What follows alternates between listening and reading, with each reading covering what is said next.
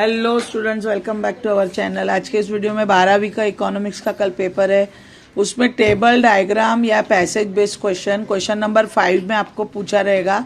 4 mark का एक question रहेगा, 2 अटेम्प्ट करने, 8 मार्क्स आपको ये दिलाएगा। बहुत इंपॉर्टेंट, बहुत ईजी भी है। 2 आपको अटेम्प्ट करने, एक पैसेज रहेगा और 2 डायग्राम रहेंगे, ठीक है। तो चैप्टर 2 से ये क्वेश्चन शुरू होते हैं। इस तरीके से पूछा रहेगा question, study the following table and answer the following question below each. Utility पे देखो क्या क्वेश्चन पूछा रहेगा, study the following table and answer the question given below. ये सितंबर 21 में आ भी चुका है, ठीक है। यूनिट्स ऑफ कमोडिटी एक्स दिया है, 1 2 3 4 5 6 7 यूनिट्स है। टोटल यूटिलिटी दी है 10, फिर 18 प्लस 24, फिर 28, 30 30 और फिर 28। एमयू कितना आएगा, पहले पे 10 रहेगा, फिर 18 माइनस 10 8, 24 माइनस 8 8। इस तरीके से एमयू इधर 0 होगी एमयू और इधर नेगेटिव हो जाएगी, ठीक है। With the help of given schedule draw total utility and marginal utility curve. दोनों कर्व्स ड्रॉ करने हैं और 2 क्वेश्चन पूछे। When TU is maximum MU is dash. देखो टीयू 6th यूनिट पे मैक्सिमम है, कितनी है 30 है, कितनी है 30। तो एमयू कितनी है 0। तो जब टीयू मैक्सिमम होता है तो एमयू कितना होता है 0। ये फिलअप में भी आ सकता है और इधर भी पूछा है। Then when total utility falls marginal utility becomes negative. देखो टोटल यूटिलिटी 30 से 28 हुई, मतलब फॉल हुई, तो मार्जिनल यूटिलिटी कितनी हो गई, नेगेटिव हो गई। ये भी फिलअप में आएगा। तो ये 2 क्वेश्चन 2 मार्क के हो गए और ये डायग्राम आपको ड्रॉ करना है। डायग्राम बहुत इजी है ड्रॉ करना।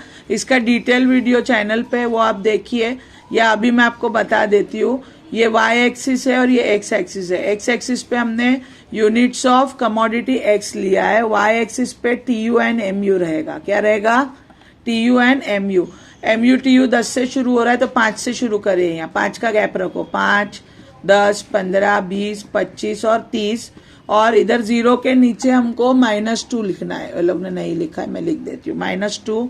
और इधर यूनिट ऑफ कमोडिटी एक्स है 1 2 3 4 5 6 7, ठीक है। पहले टीयू कब बनाएंगे, तो टीयू देखो फर्स्ट यूनिट पे 10 है तो यहाँ पर आएगा 10।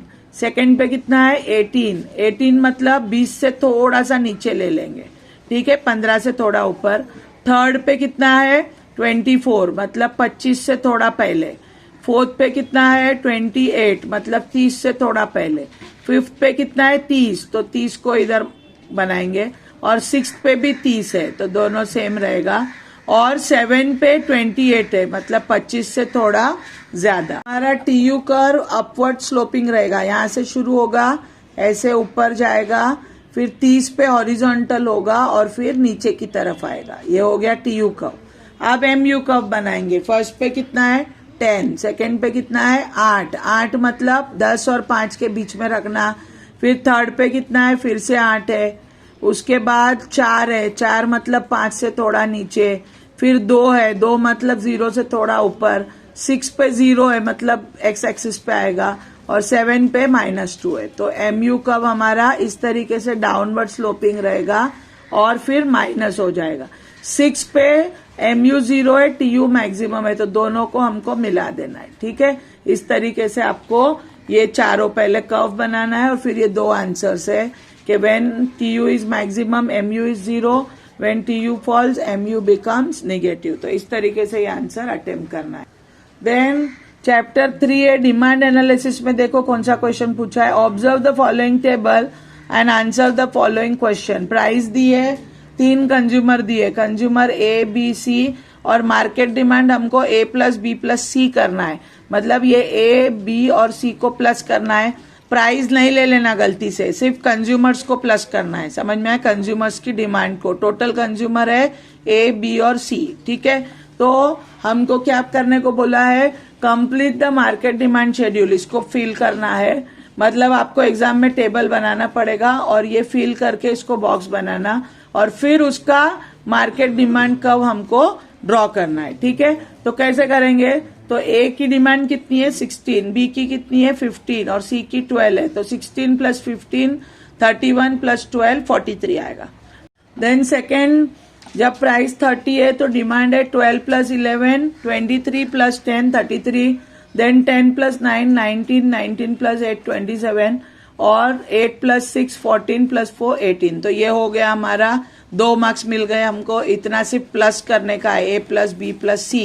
Okay, table. अब इसका हमको डायग्राम बनाना है। तो एक्स एक्सिस पे हम मार्केट डिमांड लेंगे।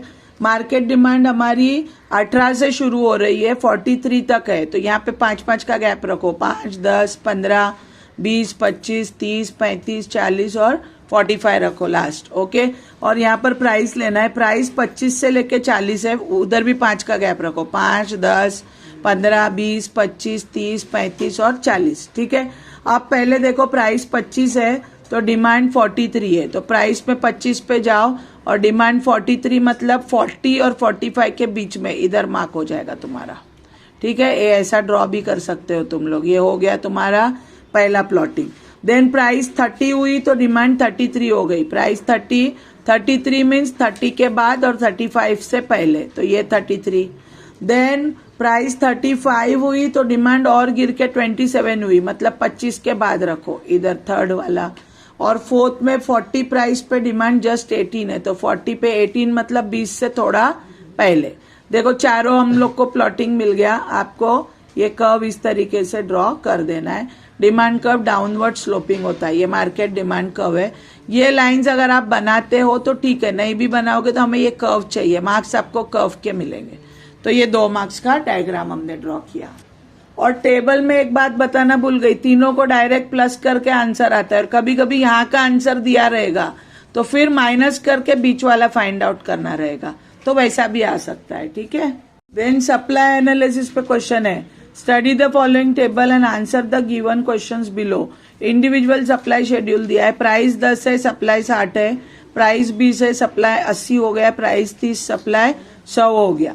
क्वेश्चन क्या पूछा है, draw individual supply schedule with the help of given. इसका अपने को शेड्यूल बनाना है, कर्व बनाना है, इंडिविजुअल सप्लाई शेड्यूल का कर्व। और फिर individual supply curve slopes upward from left to right, state with reason. आपको विथ रीजन स्टेटमेंट ट्रू है या फॉल्स है ये बताना है। तो पहले हम लोग कर्व बनाएंगे। हम लोग प्राइस को y एक्सिस पे लेंगे और सप्लाई को x एक्सिस पे लेंगे। तो कैसे बनेगा, देखो हमारा कर्व, यहाँ पर ये प्राइस आ गई 10, 20, 30, 3 ही प्राइस है, और सप्लाई 60, 80, 100 रखो। तो 10 प्राइस है तो सप्लाई 60 है, तो ये हो गया तुम्हारा पहला।